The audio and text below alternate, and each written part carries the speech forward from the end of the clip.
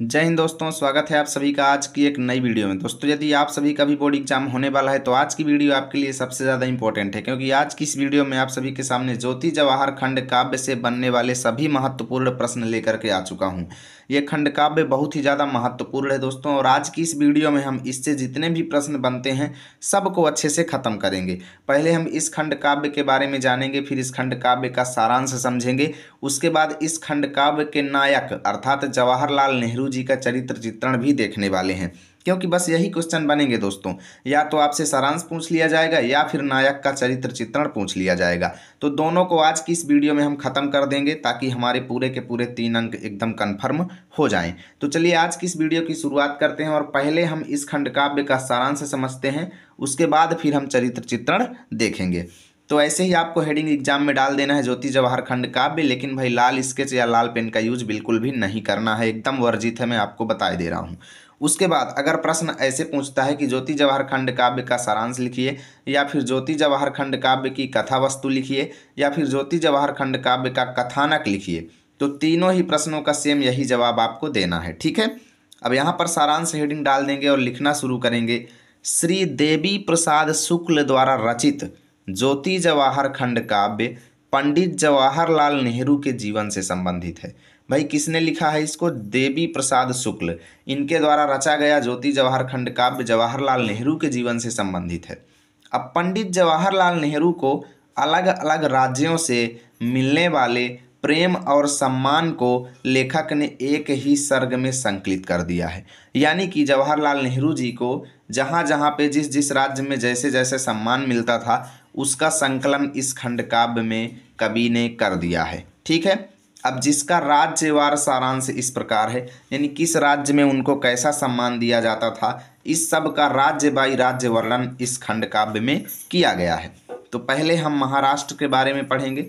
तो महाराष्ट्र का हेडिंग डाल के लिखेंगे, इस राज्य के लोगों ने जवाहर को शिवाजी की तलवार के रूप में शक्ति प्रदान किया। किसके रूप में? शिवाजी की तलवार के रूप में शक्ति प्रदान किया, जिससे वे विदेशी लोगों से लोहा लेते रहे। महाराष्ट्र हेडिंग में इतना आप लिख देंगे। उसके बाद अगले राज्य का नाम राजस्थान, और लिखना है इस राज्य ने उनको, किनको? जवाहरलाल नेहरू जी को राणा सांगा, कुंभा और महाराणा प्रताप का शौर्य तथा त्याग प्रदान करता है। यानी यह राज्य जो है उनको क्या किया? कुंभा और महाराणा प्रताप का शौर्य और त्याग उसने प्रदान किया। ठीक है, राजस्थान उन्हें पन्ना धाय की स्वामी भक्ति और त्याग तथा मीरा का प्रेम में दीवानापन सौंपता है। किनको? जवाहर जी को। ठीक है, पन्ना धाय की स्वामी भक्ति और त्याग तथा मीरा का प्रेम जो है राजस्थान उनको सौंपता है।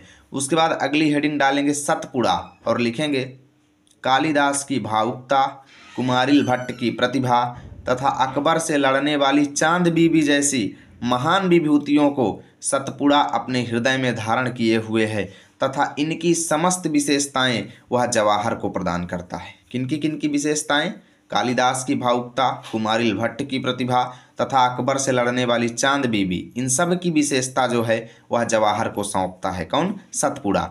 उसके बाद अगला डालेंगे हेडिंग बंगाल, और लिखेंगे बंगाल सुभाष यानी सुभाष चंद्र बोस कामा बंकिम चंद्र एवं शरत चंद्र का गौरव वीर जवाहर को प्रदान करता है। सुभाष चंद्र बोस, बंकिम चंद्र चटर्जी और शरत चंद्र चट्टोपाध्याय, सबका गौरव वीर जवाहर को कौन प्रदान करता है? बंगाल, पश्चिम बंगाल। ठीक है, कवियों के गीतों की मधुरता, चैतन्य की वाणी, विवेकानंद की वाणी जवाहर की वाणी में समा जाते हैं। ठीक है, कवियों के गीतों की मधुरता, चेतना की वाणी और विवेकानंद की वाणी सब जवाहर की वाणी में समा जाते हैं।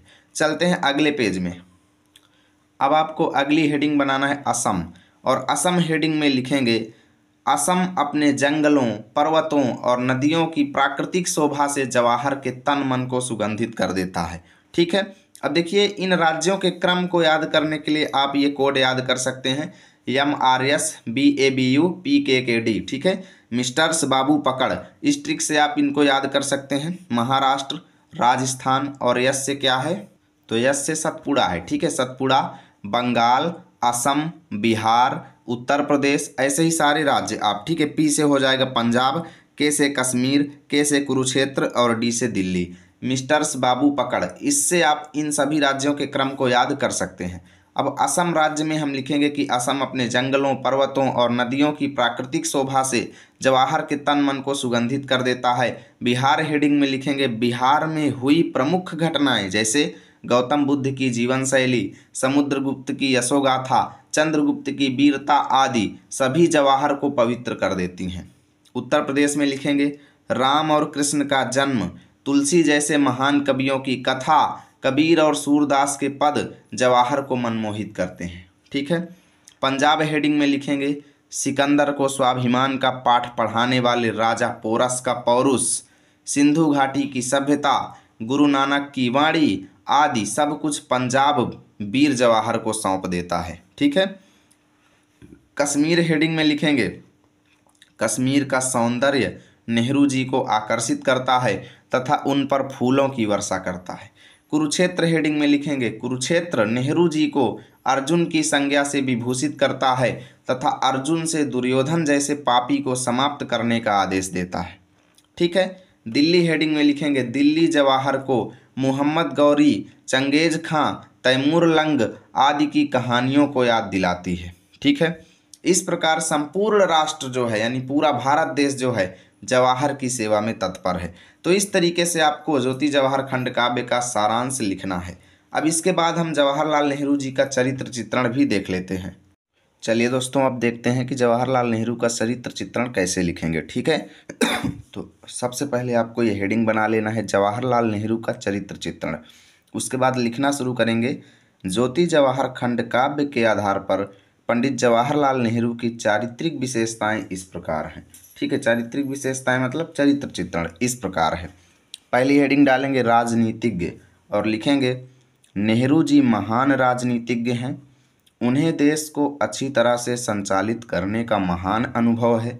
राजनीतिक गुण उन्हें चाणक्य से प्राप्त हुए थे। उनके इसी गुण के कारण उन्हें भारत का पहला प्रधानमंत्री घोषित किया गया। राजनीतिक हेडिंग में बस आपको इतना लिखना है। उसके बाद आप दूसरी हेडिंग बना लेंगे लोकनायक और लिखेंगे जवाहर एक प्रसिद्ध महापुरुष और लोकनायक थे। लोगों के बीच उनका अद्वितीय स्थान होता था तथा लोग उनका सम्मान करते थे। वह लोगों के पथ प्रदर्शक थे। ठीक है। इतना हमें सेकेंड हेडिंग में लिखना है। उसके बाद आपको हेडिंग नंबर 3 बनाना है जिसका नाम है सौंदर्यशाली।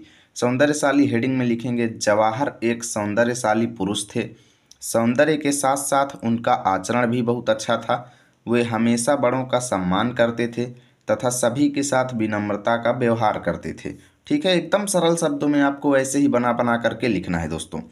अब आपको अगली हेडिंग बनाना है स्पष्ट वक्ता और लिखना है जवाहर एक स्पष्ट वक्ता थे। वह सभा के मध्य में अपने बातचीत को बेहतर ढंग से व्यक्त करते थे। उनके बातचीत के तरीके से अंग्रेजों के मन में डर उत्पन्न हो जाता था। साथ ही वो अपनी वाणी से लोगों में उत्साह भर देते थे। ठीक है। आप सभी लोग स्क्रीनशॉट लेना चाहते हैं तो भाई ले लीजिएगा और वीडियो को लाइक कर दीजिए। अभी चलेंगे हम अगले पेज पर और इसके आगे की हेडिंग्स को देखेंगे। अब अगली हेडिंग बनाएंगे देश प्रेमी और लिखेंगे जवाहर के अंदर देश प्रेम की भावना कूट कूट कर भरी है। वो हमेशा देश को आज़ाद कराने के लिए प्रयासरत रहते थे। देश सेवा को ही वह अपना मूल धर्म समझते थे। ठीक है। चलेंगे अभी अगली हेडिंग पर। अब आपको लास्ट एंड फाइनल हेडिंग बनाना है और वो है निष्कर्ष। इस हेडिंग में लिखेंगे कि इस प्रकार हम कह सकते हैं कि जवाहर एक कुशल राजनीतिज्ञ, प्रेरक, सौंदर्यशाली तथा स्पष्ट वक्ता थे। तो इस तरीके से आपको जवाहरलाल नेहरू जी का चरित्र चित्रण लिखना है। पूरे में से पूरे अंक मिलेंगे, ये मेरी गारंटी है। यदि वीडियो अच्छी लगी है तो लाइक कीजिए और दोस्तों के पास शेयर कीजिए। मिलेंगे आप सभी के साथ अगली वीडियो में। तब तक के लिए जय हिंद, जय भारत।